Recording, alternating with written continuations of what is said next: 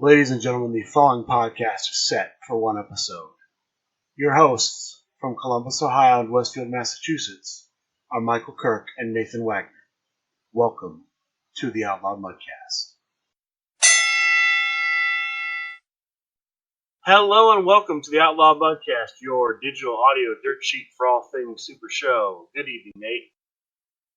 Good evening, Michael, and good evening to our listeners. Welcome to our late night edition of the Outlaw Mudcast, which you'll be hearing tomorrow morning. It's been a long weekend for most of you who attended GenCon. Michael, yourself, you're going to be up late tonight if you had all your travels, and now you're going to be up editing late tonight.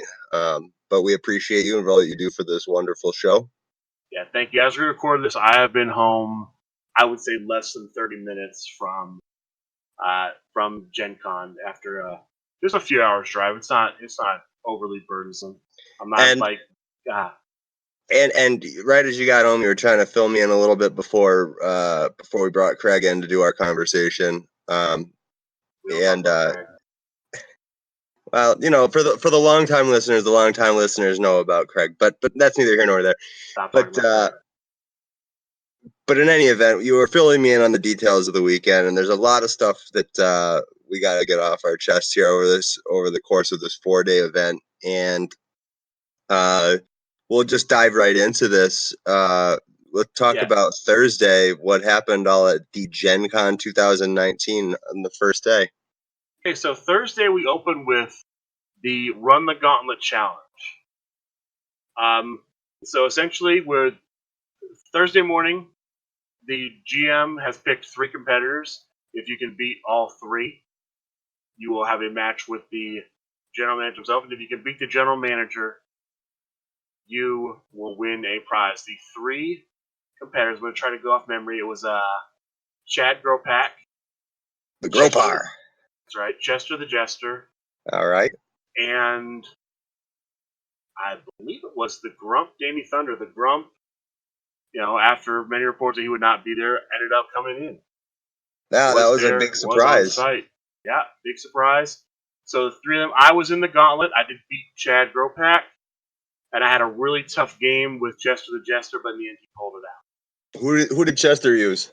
All 3 gentlemen were using the general manager, John Calais, but in different stipulations. Gropar was Chad Gropak was using Lumberjack. Chester was using Submission, and I'm trying to remember what. I think it was Steel Cage was the one. I believe it was Steel Cage was what the Grump played. Was the Grump played? Yeah. The Grump played Steel Cage. Talk about being a mark for yourself. So having 3 GM Calais gauntlet matches to jump through, that's a little bit different than what it was at Origins. Origins, it was a little bit more diversified, where the 3 different competitors you had to go through. But so that's a little bit more obnoxious. Yeah. Now, unlike the last one, 6 men. Yeah, 6 people went through. 6 people, but not a single person beat him, huh? Not one. Now, there's one where the match is still pending. But the gentleman who won had to. At this point, it may or may not be considered a count-out defeat, but the gentleman had to leave. Yeah, I'm gonna go with that's a count-out defeat. But yeah, the other 5 all went down. You had some. I'm not sure what all the gentlemen who made it. Well, I know that Victor Brick made it through. John P made it through, and Brock Smith, laying claim to being the GOAT, was one of the men that made it through. One of the 3. Brock Smith had a good showing on Thursday. Right, because later on Thursday, we had the Underworld Championship.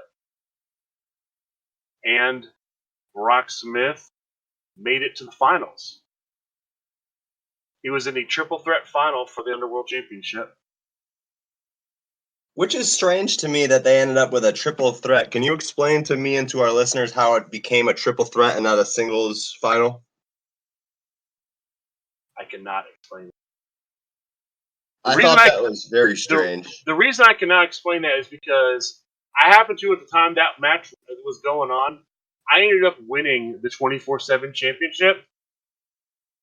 And so I ended up basically having, I believe it was seven total victories with the Underworld Championship that night before eventually losing to Eddie You Fury. defended the 24/7 title 7 times? I believe I either I defended it 7 or I defended it 6, and the 7th was my victory. But I had 7 successful matches. And who did you win the title with? Did you win it with DJ Outlaw? I did. Awesome. DJ Outlaw. DJ Outlaw. First ever time playing him. In his finished form, and he made the he was a 24/7 champion. So I want this week's deck tech to be DJ Outlaw. Well, we may do a future deck tech. I don't think we're gonna do a deck tech tonight. I would like to keep this a little bit shorter than normal, just because it is late. I would like some sleep. I do have to work in the morning. But back to the Underworld match. Back to the Underworld. So go ahead. So in the Underworld match, we had Slash Gordon, the GOAT, and who was the third competitor? Oh gosh, you've got me here. The third competitor, I want to say it was Robert the Brain Dunn. You're right. It was.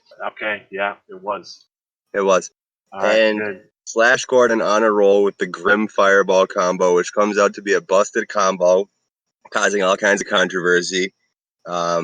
Again, Grim proving to be a competitor who slips through the cracks in testing, and they don't feel that it's too broken, and then it gets released, and then they want to go ahead and now maybe possibly change the rules after something comes out. So, what's the solution here? What do they do going forward to prevent these situations from happening altogether? That's a good question. I mean, see, here's the thing. I am not too familiar with the playtesting environment. I don't know how people are playtesting things. I don't know how these questions don't come up. Because, I'll give an example. On our show last week, we talked about, I'll use, for example, That Doesn't Work For Me, Brother. I know Save the Bacon also, I think, maybe it was Save the Bacon was the card we were reviewing. Well, there's 3 cards like this where if you have in the case of Save the Bacon, if you have a grapple in play, stop any grapple, copy the text of a grapple card in play. And one of the first things I said, probably the first thing I said when I saw it is, okay, well, what if I basically use it to stop, copy a Call to the Crowd or a card like that, Rolling Forearm, Strength in Numbers card? Would I be able to play a finish after playing that follow-up? Did you get a resolution to that this weekend? The answer is no, because they've decided that to rule it that you cannot play essentially a card like that on your turn. Like you can't on your turn play a so for no good reason. Sorry, you can't on your opponent's turn play play a finish. Now you could still you could copy the card and you could use the draw 2 effect. So basically, they make the rules up as they go, however they feel like. So you can't copy the entirety of the card or use any card. Well, you can copy the entirety of the card. You just can't use an effect. They just said you can never use an effect at this point to basically play a finish like that to trigger off the follow-up. You can't play a finish like that. That's dumb. I don't. The way the rules are written, it doesn't make sense other than just they don't want it to play that way, so they're going to rule it doesn't play that way. Right, exactly. It's because they don't want to, if you can draw 2 off Call to the Crowd, you should be able to play a finisher off Call to the Crowd from that.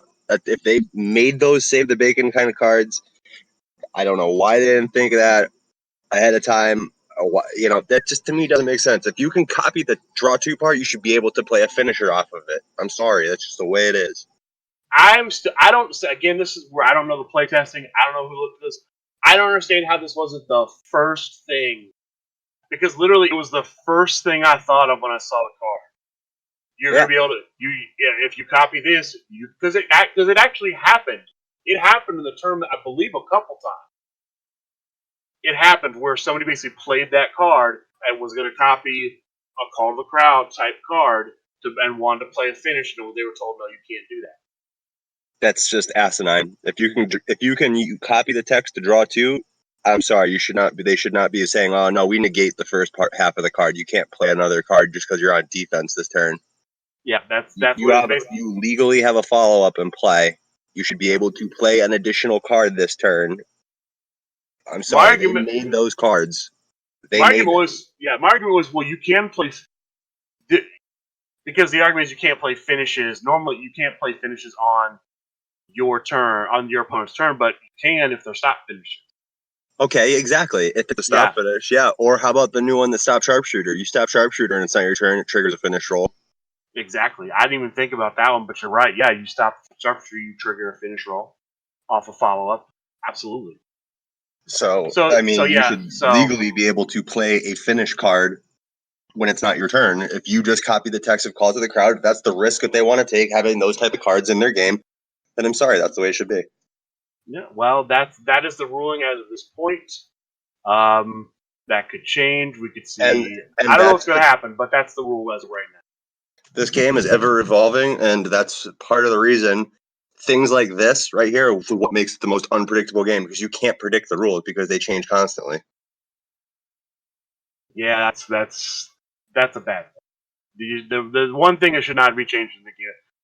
I understand the idea of, because of the number of combos, there are all kinds of interactions, and so there are certain things where, look, there's going to be interactions that you can't predict, that you can't know about, but this is something that needs to be written down. Some of these rules just need to be written down somewhere.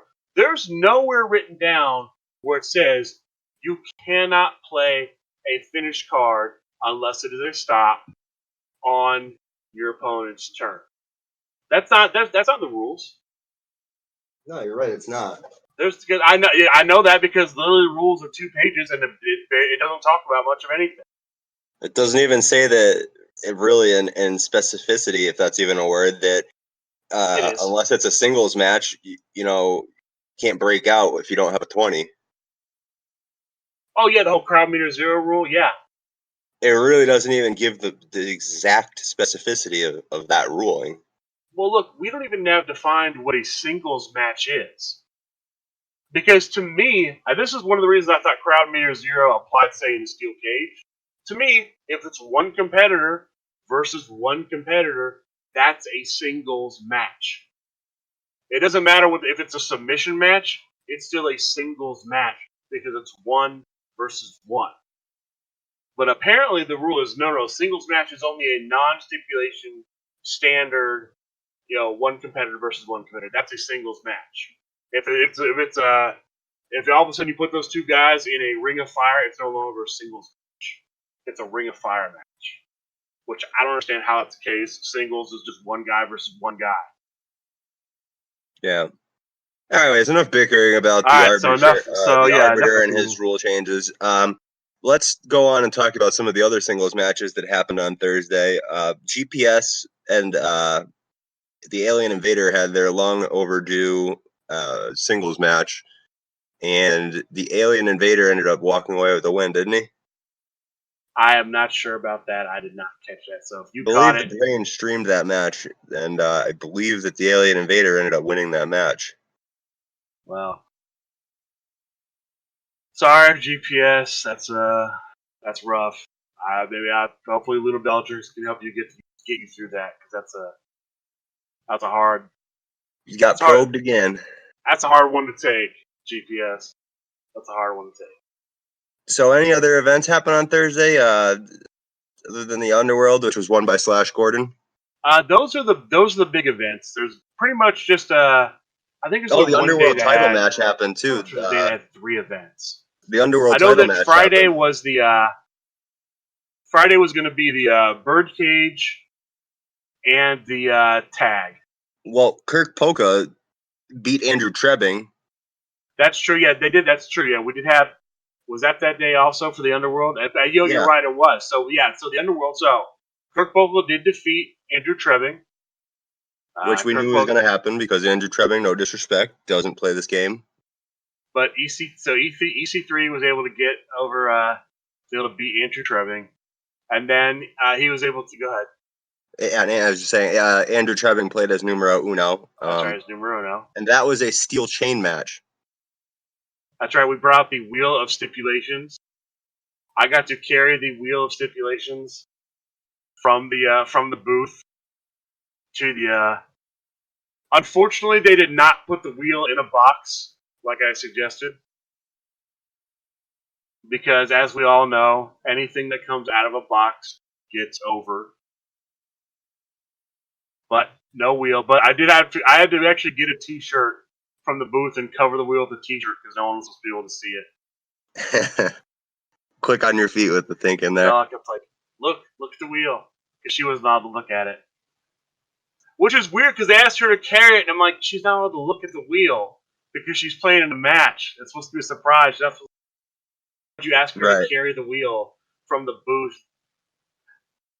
But then, anyways, after the Trebing match where he goes down, relatively quickly to EC3, played by Kurt Polka. Kurt Polka goes in and has to defend right away against South Bell. And South Bell, of course, playing as her notorious Flip Smiley, which he's had much success of using in the past.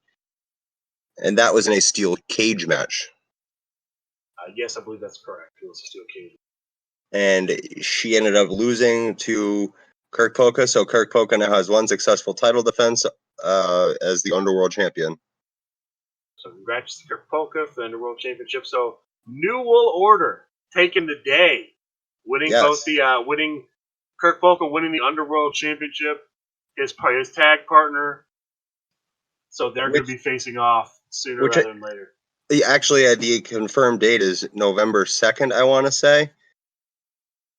No, it's in November. Plaid Saturday 2 will be happening in November. I saw a post, and that's when Thomas Gordon will be facing Kirk Polkas at Plaid Saturday 2. So Thursday was a pretty busy day at GenCon. The show didn't stop there. It happened. It continued rolling right on. The train kept rolling, chugga right into Friday. I don't know if you heard me about Plaid Saturday, Thomas Gordon, Kirk Polka. That's when that match is happening. Oh, so that is okay. So Plaid Saturday, November 2nd. All right. No, I don't know if it's November 2nd. I think it's Plaid Saturday 2 happening in November. I saw the number 2, and I don't know if my brain associated November 2. I'm not sure. Either way, Plaid Saturday 2 is happening, and that's when the match is going to be. All right, so Plaid Saturday 2 is going to be the next time. Now, that's quite a ways away because, I mean, that's 3 months. So that's plenty of time. But it makes sense. Because I don't know if they're going back to PAX Unplugged. I can see it, but we just don't know yet. I would assume they are. And I can't. Dragon Con is a little close, and I just don't know. I don't know how many people are going to be making the trip. I imagine. Robert the Brain Dunn will be there because he's in Florida. It's not that far away from Atlanta. Maybe we'll see Josh Bryan come down there because I know he's in the Carolinas, but I don't know how many people are going to be able to make the trek to Dragon Con, especially because it's just so close to Gen Con. But I look forward to seeing what comes out of Dragon Con. I mean, it's the first time I think that's the deepest south SRG's ever gone. Yeah, I believe so. Outside of Texas, obviously, but that's like, I mean, Texas to me is the West. This is the deep South. Texas is central. Texas is central. But I always think of Texas like Old West. You know what I mean? Right. Yeah. Cowboys Old West. Yeah. So moving along, the train did not stop there on Thursday. The events kept rolling, chugga right into Friday. A lot of things happened on Friday. Mike, why don't you tell us about what happened there on Friday? Friday is a rough day for me, man, because I was in the birdcage. 6 bird cages. If you won your birdcage, you would get the new alternate printing Dasmodius. That's correct. So anybody who shelled out $250 or $200 plus on a Dasmodius sucks to suck. Yeah, I was in the pod with again Robert the Brain Dunn, who won the pod. Nate, I could have tasted it. Nate, literally finish roll 7 or better. I win outright. I rolled a 6. He kicks out. On 10. Jesus. I know. That's it. And that would have been the bird that would have been it for me. And then he got me. So it was one of the hardest losses I ever took because I don't have a Dasmodius, so it would have been great to have one. I did not do. I can tell you, I mean, I did not do well on prizes because we didn't talk about this yet, but it's been all over. This is the debut of the foil cards in the game.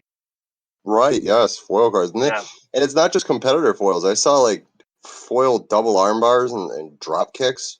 Yeah, I saw that. I saw a foil set of that. I think I may have also seen a foil rolling forearm at some point. I saw a foil sucker punch. I saw... Yeah.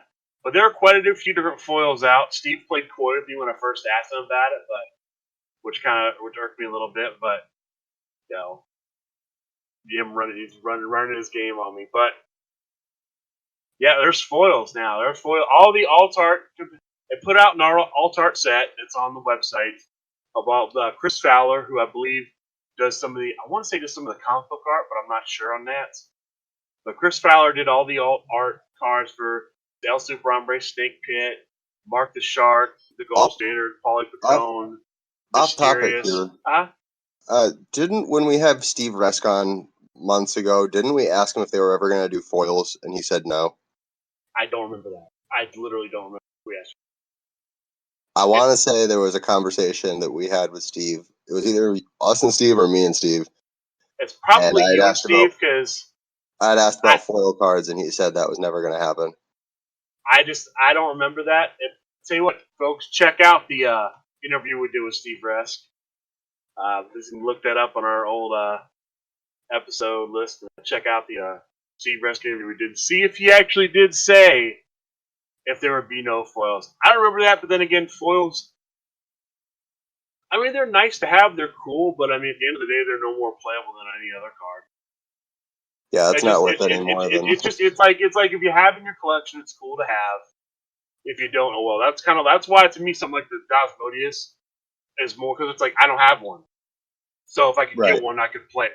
But I don't have it, so I can't play it. Something like a reprint Dasmodius dramatically changes the secondary market value of a Dasmodius original print. Well, we'll see, because right now there's, as far as we know, only 6 of the reprints were distributed. Okay, but now, you can buy it. You can buy it. Money's green. Where can you buy it? The prize pack, the $200 Birdcage prize pack on the internet. Oh, is it in it? I would assume so. It's a prize. It's no different than the Mike Riot prize that was at the Grand Gathering and the Birdcage. If you bought a Birdcage, I'm pretty sure you get a Mike Riot. I can tell you, I bought a Birdcage when it first came out. There was no Mike Riot in it. I'd assume that if you bought a $200 new Birdcage with all the new stuff that it says it has, you would get a Dasmodius. Well, I'll tell you what, folks. Send us a message. Facebook Messenger at outlawmudcast@gmail.com, at Outlaw Mudcast on Twitter. Just post in the comments. If you bought a Birdcage, was there a Master Dasmodius in the Birdcage? And let us know if there was. Because if there was, I think you'll see a lot of people buying Birdcages. If there's not, I find it hard to believe that they did a print run and they only got 6 Dasmodiuses. Hold on, I gotta take this. All right. What? Are you serious right now?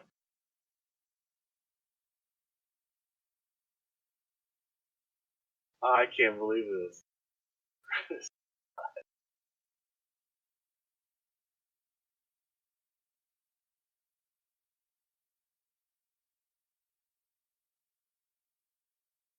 Sorry about that. Everything all right? Yeah, everything's fine. So. All right, so. I was saying I find it hard to believe that they did a print run that has 6 only Dasmodiuses in it. That doesn't make sense. They've got to have a bunch more Dasmodiuses, and they've got to be for sale somewhere, whether it be in a Birdcage prize kit or you could just put in a custom order for whatever they want and get a Dasmodius, you know? Well, I don't see them telling somebody, yeah, well, it's going to be a couple $100 for a alternate art Dasmodius. Well, it's possible what they could do is say, look, we're just going to use this as prizes at convention tournaments, and maybe they'll even do like I don't know, maybe they'll do some kind of like store prize kit and they'll be in that. I mean, who knows? Money's green, man. They've never told me no to whenever I wanted to buy something from them. That's... and maybe they will be for sale, but at this point they're not listed. and maybe Well, they're yeah. again, there are things that are listed that say sold out and that they clearly have, like Flip Smiley. Yeah, that's So true. going by what things are listed and what things aren't listed is, again, something that's asinine when it comes to this game. That's true. So yeah, maybe if you Anyways, reach out to them, they'll sell you one. So never hurts to ask. So if so you want moving to get them as forward, is, all right.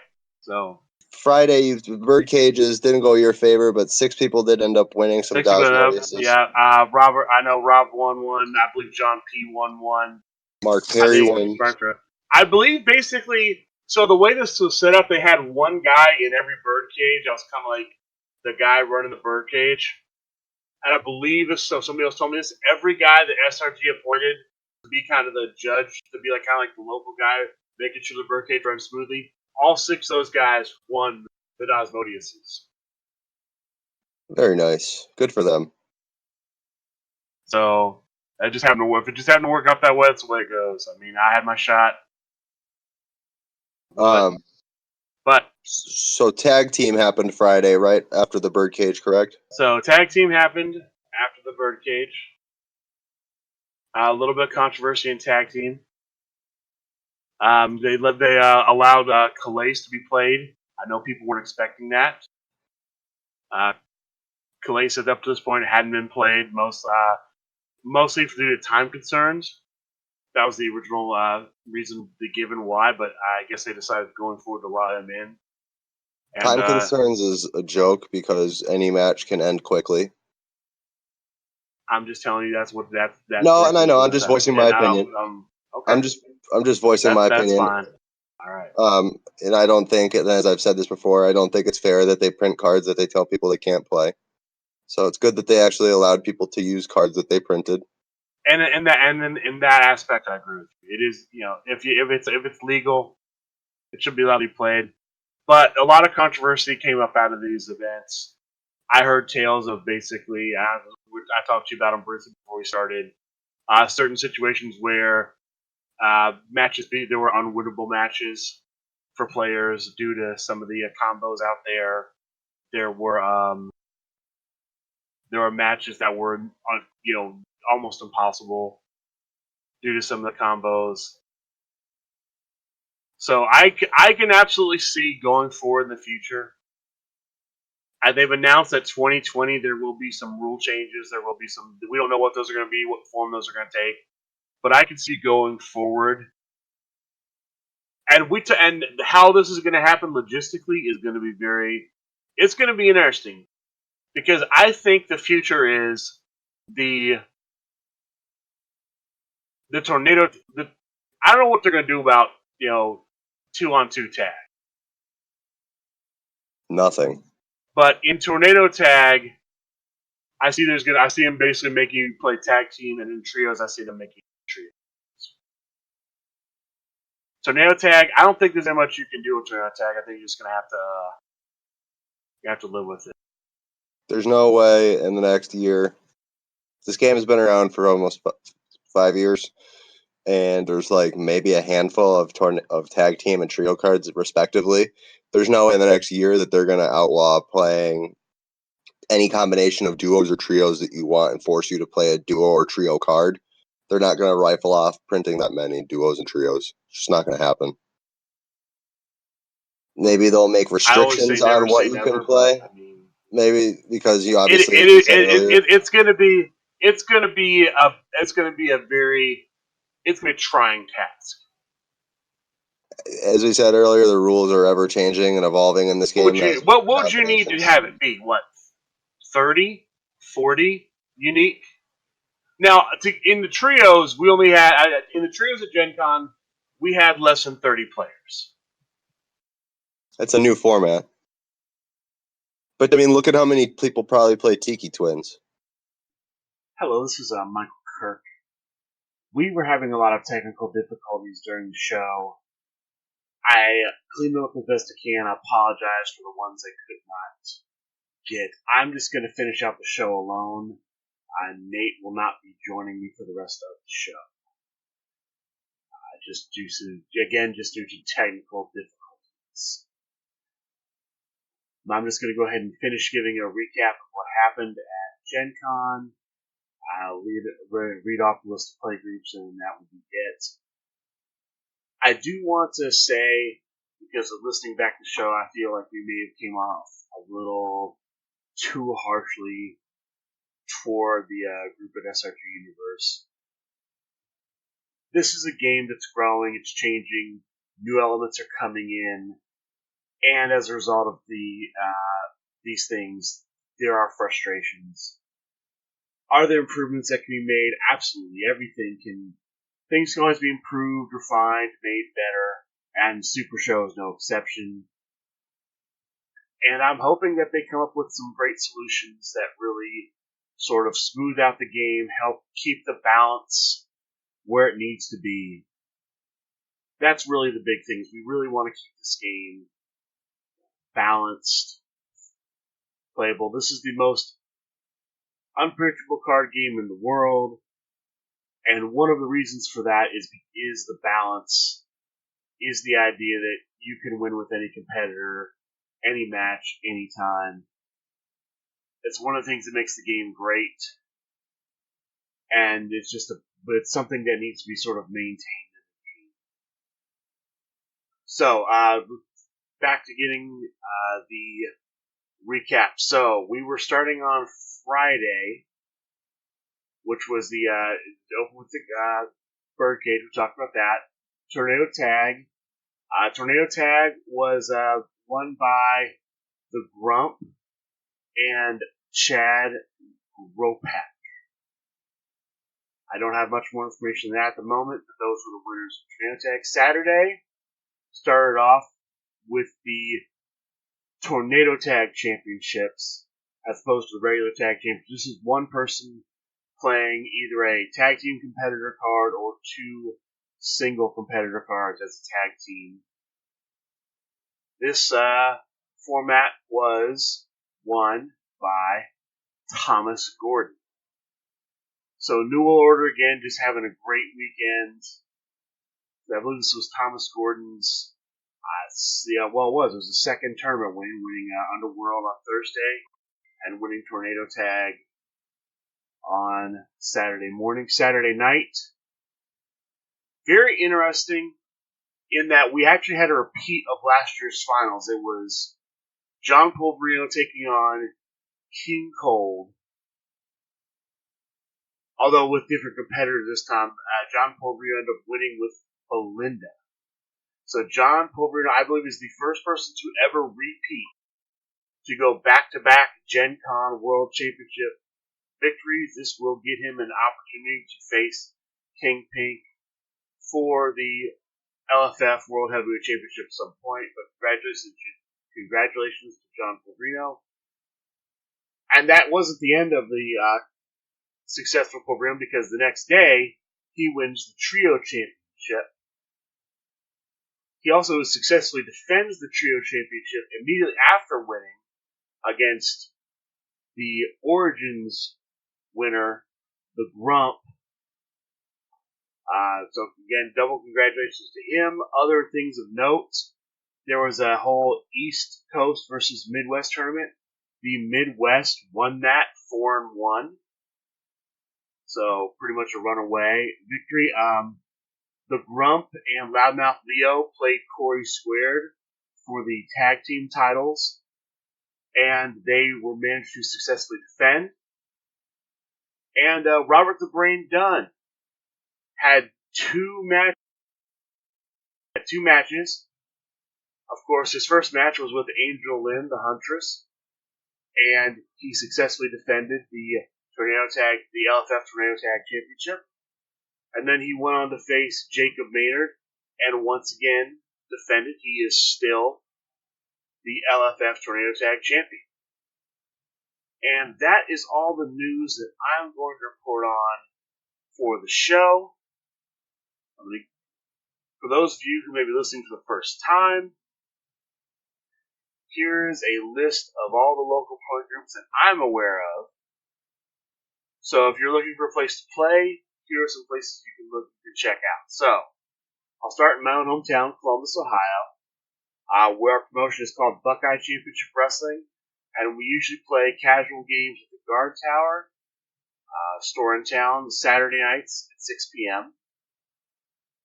Outside of Cleveland, Ohio, in North Olmsted, Rust Belt Championship Wrestling plays at a store called Recess Games.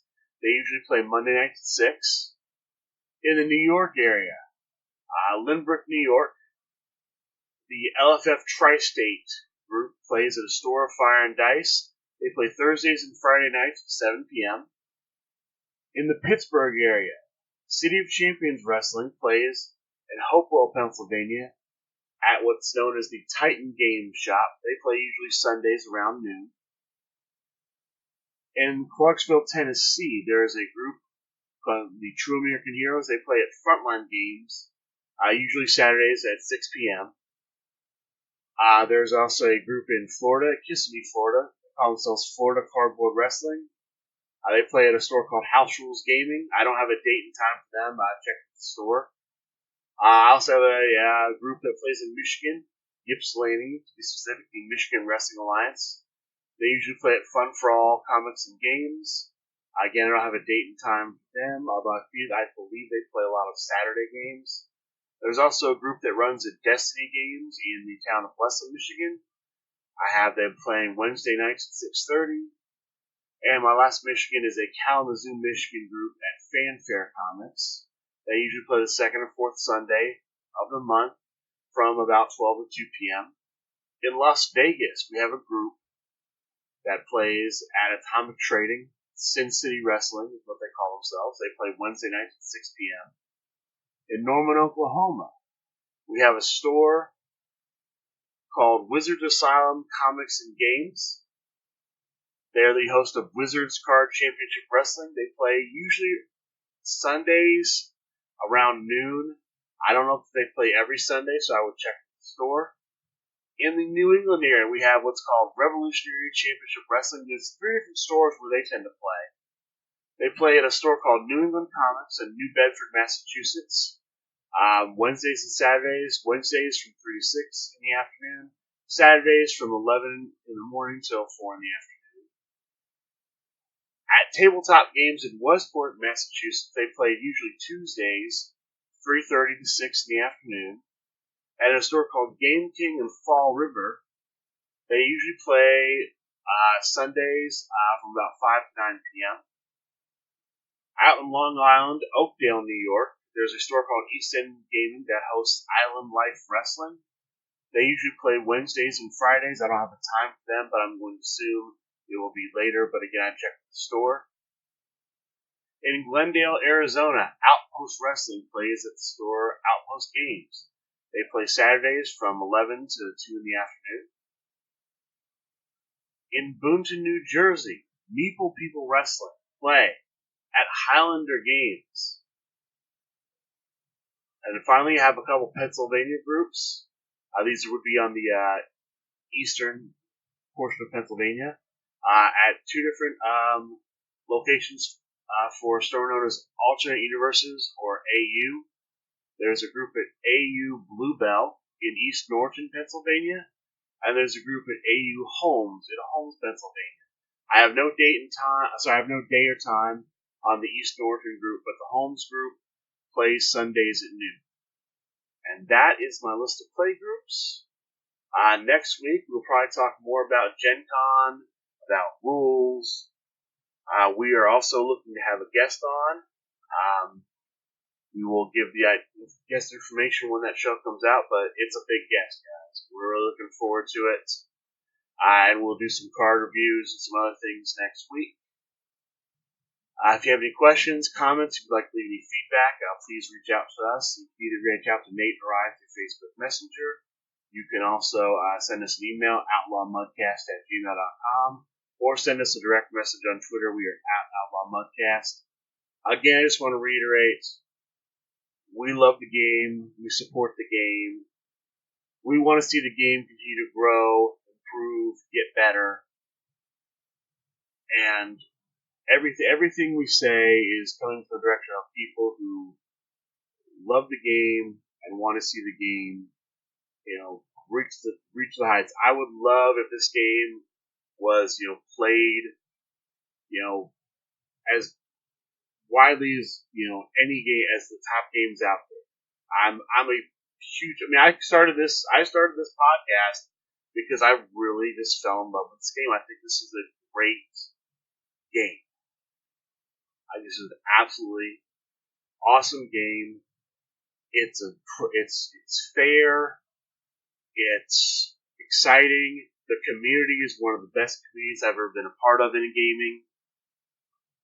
That's why we have high expectations of the game. That's why we're very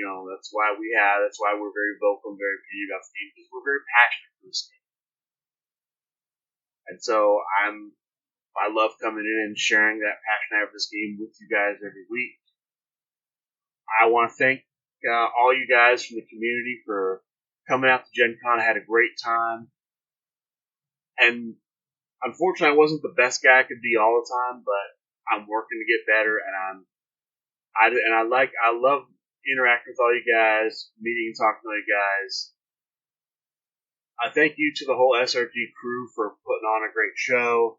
Steve Resk, John Calais,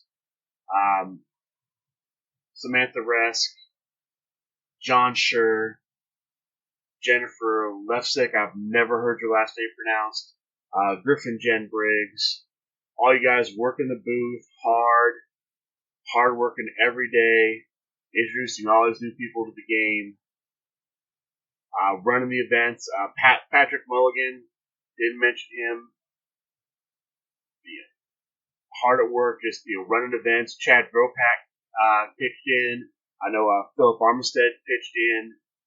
Just big thanks from all of us in the community to all you guys helping just make this game to be the #1 wrestling card game in the world and the #1 card game in our hearts. Big thanks to all you guys. For Nathan Wagner, I'm Uncle Kirk. Thank you, and good day.